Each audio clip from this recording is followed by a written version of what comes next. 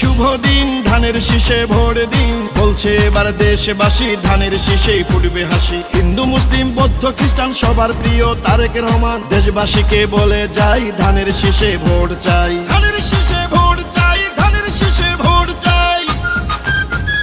শহীদ জিয়া খালেদা জিয়ার সাহস বুকে নিয়ে দেশকে তারেক রহমান নিবেন এগিয়ে। আমার আগে আমরা, ক্ষমতার আগে জনতা, বলছে প্রিয় তারেক রহমান কথা। চাই না মোরা অন্য দেশ